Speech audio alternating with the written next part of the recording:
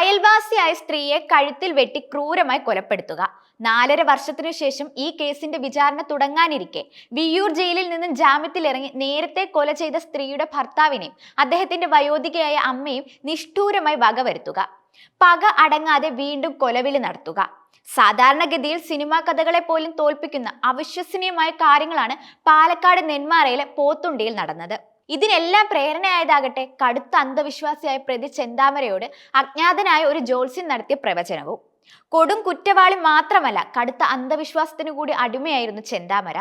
തന്റെ ഭാര്യയും മകളും പിണങ്ങിപ്പോയതിന് പിന്നിൽ മുടി നീട്ടി വളർത്തിയ യുവതിയാണെന്നായിരുന്നു ചെന്താമരയോട് ജ്യോത്സ്യൻ പറഞ്ഞത്. ഇത് അതേപടി വിശ്വസിച്ച ചെന്താമര അയൽവാസികളായ സജിതയും പുഷ്പയും സംശയിക്കുകയായിരുന്നു.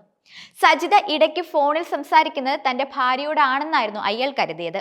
ജ്യോത്സ്യന്റെ പ്രവചനം കൂടി ആയപ്പോൾ തന്റെ കുടുംബം തകർത്ത സജിതയും കുടുംബത്തെയും വകവരുത്താൻ ചെന്താമര തീരുമാനിച്ചു. വീട്ടിൽ മറ്റാരുമില്ലാത്ത സമയം നോക്കി പിറകിലൂടെ എത്തി കത്തുകൊണ്ട് കഴുത്തിൽ വെട്ടിയാണ് സജിതയെ കൊലപ്പെടുത്തിയത്. 2019 ഓഗസ്റ്റ് 31-നായിരുന്നു ആ അരും കൊല.